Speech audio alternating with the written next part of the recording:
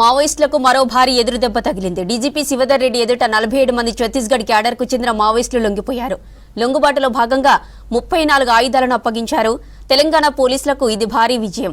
ప్రభుత్వం చేపట్టిన పునరావాస ప్యాకేజీకి ఆకర్షితులే డీజీపీ ముందు మావోయిస్టులు లొంగిపోతున్నారు. ప్రస్తుతం డీజీపీ శివధర్ రెడ్డి మాట్లాడుతున్నారు. లైవ్ లో చూద్దాం. దీంతో పాటుగా 100 కిలోల కార్డెక్స్ వైర్ కూడా స్వాధీనం చేసుకున్నాం. ఇది ఒక్కొక్క బండిల్ 10 కిలోలు, ఇది 100 కిలోలు మొత్తం కలిస్తే ఈ 10 బండిల్స్.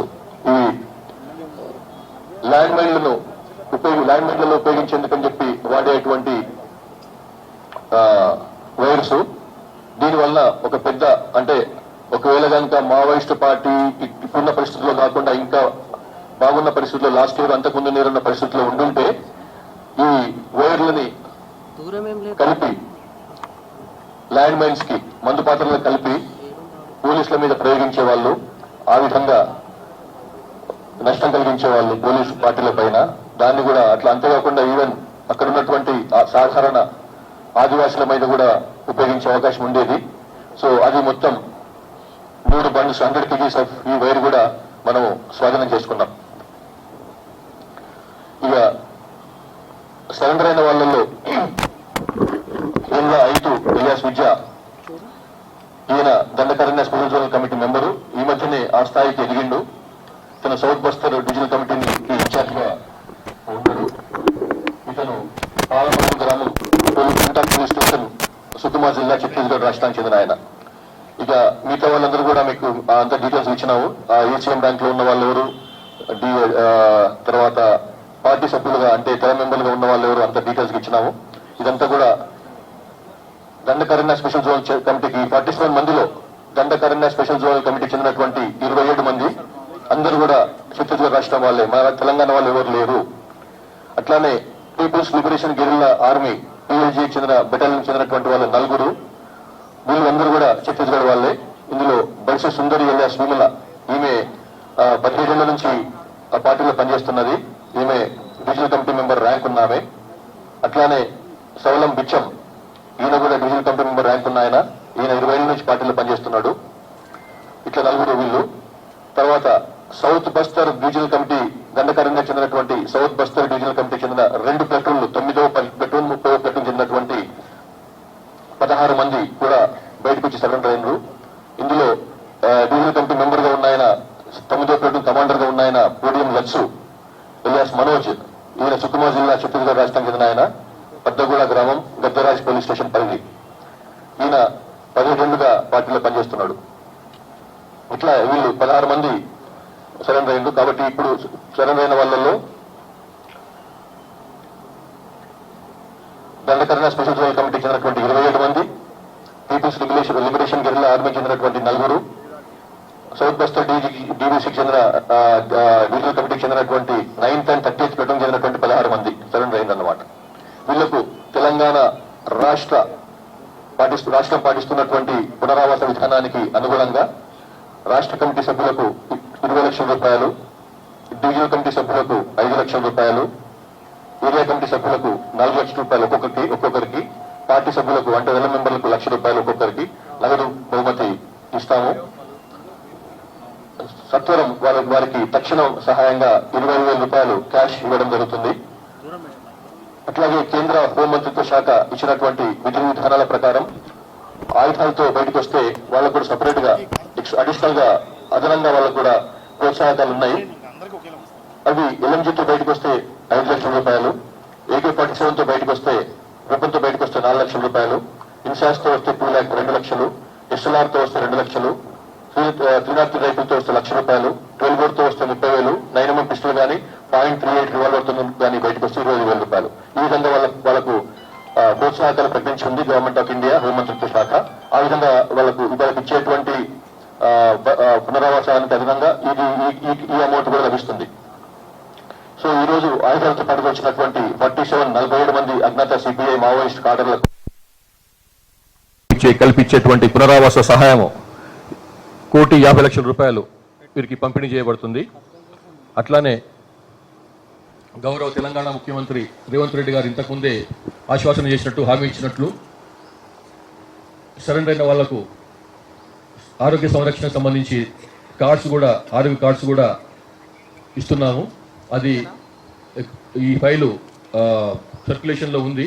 బహుశా ఇవాళ రేపట రావచ్చు. లాస్ట్ టైం చెప్పినా వస్తుందని కానీ బికాజ్ ఈ ప్రజాపాలన ప్రగతి ప్రణాళిక ప్రోగ్రాంలో అందరూ ప్రభుత్వ శాఖలన్నీ కూడా బిజీగా ఉండడం వల్ల అది డిలే అయింది. కాబట్టి ఈ వారం రోజుల్లో వచ్చే అవకాశం ఉంది. ఇది హెల్త్ కార్డ్స్ కూడా కాబట్టి హెల్త్ కార్డ్స్తోని వీళ్ళకు ఉన్నటువంటి ఆరోగ్యపరమైన సమస్యలకు కూడా నిమ్స్ లాంటి పెద్ద ఆసుపత్రిలో వాళ్ళకు ట్రీట్మెంట్ అవుతుంది.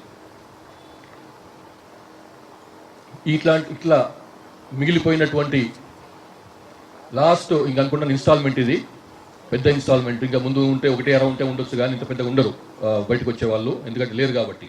సో దీంట్లో వీళ్ళందరినీ బయటికి తీసుకురావడంలో అత్యంత సమర్థతతో పనిచేసినటువంటి స్పెషల్ ఇంటెలిజెన్స్ బ్రాంచ్ అధికారులు, వాళ్ళకి నాయకత్వం వహిస్తున్నటువంటి సుమతి గారు, అట్లానే దీనికి గైడ్గా ఉంటూ ఎస్ఐబి ఇంటెలిజెన్స్ని చక్కగా ఉపయోగిస్తున్నటువంటి గ్రేవన్స్ సిబ్బంది, వాళ్ళ నాయకుడు అనిల్ కుమార్ గారు, వీళ్ళని ప్రోత్సహిస్తున్నటువంటి అడిషనల్ డీజీ ల్యాండ్ ఆర్డర్ గారు, DG law and order Mahesh Bhagwat గారు, అట్లనే additional DG intelligence Vijay Kumar గారులకు కూడా నా సంపూర్ణమైనటువంటి అభినందనలు.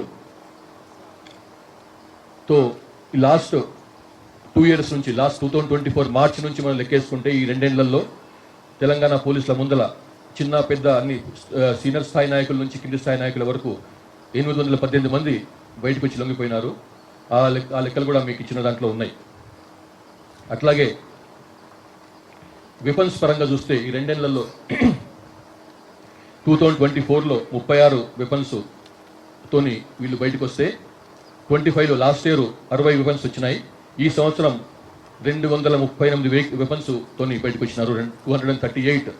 అందులో 48 AK-47 ఉన్నాయి. మొత్తం ఈ లాస్ట్ 2 yearsలో 58 AK-47s తోని లొంగిపోయినారు. 6 LMGలు, 1 US made colt rifle, 1 Tavor Israel made weapon, INSAS rifles 48, SLRలు 50, అట్లా మిగతా అన్ని కూడా 303 రైఫిల్స్ 38. ఈ విధంగా మొత్తం చూస్తే 334 వెపన్స్ మొత్తం వచ్చినాయి. అందులో 238 ఈ ఒక్క సంవత్సరంలో వచ్చిన వెపన్సే, ఫస్ట్ 4 monthsలో వచ్చిన వెపన్సే. ఇందులో దీంతో ఇంకా ఏమాత్రం కూడా అవకాశం లేకుండా ఉంది. సిపిఎం అంటే మన తెలంగాణ రాష్ట్రంలో అయితే ఇప్పటికే మనం ఇంతకుముందు చెప్పుకున్నాం, లాస్ట్ మంత్ చెప్పుకున్నాం, ఇది మావోయిస్ట్ రహిత రాష్ట్రం అని చెప్పి. అట్లానే సౌత్ ఛత్తీస్గఢ్ కూడా ఆల్మోస్ట్ మావోయిస్ట్ రహిత రాష్ట్రంగా ఆవిర్భవించింది. ఇది MHA ministry of home affairs already మీకు తెలుసు అనౌన్స్ చేసింది. తో లాస్ట్ 2 years నుంచి చూస్తే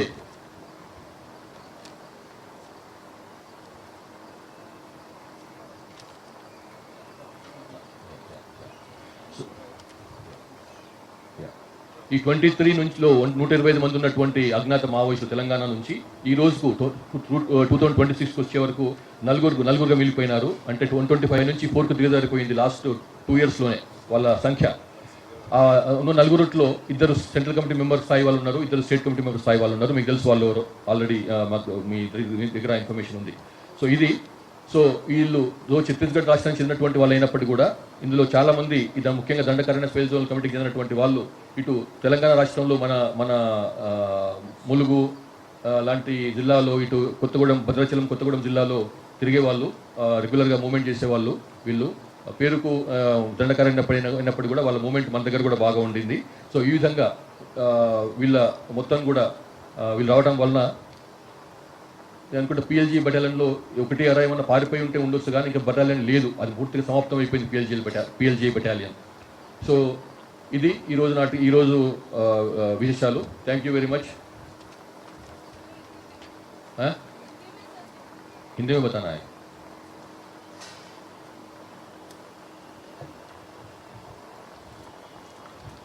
आज तेलंगाना पुलिस के सामने 47 CPI माओवादी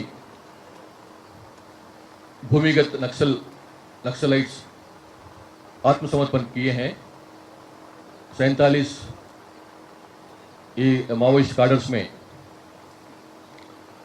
एक स्टेट कमेटी मेंबर दर्जा रखने वाला है और 3 डिविजनल कमेटी मेंबर दर्जा रखने वाले हैं और 24 एरिया कमेटी मेंबर के दर्जे पे हैं और बाकी 19 दस्ता के सदस्य हैं, पार्टी मेंबर्स हैं 19। तो जुमला 47 लोग 47 सीपीआई माओइस्ट कार्डर्स आज हमारे सामने आत्मसमर्पण करे हैं और साथ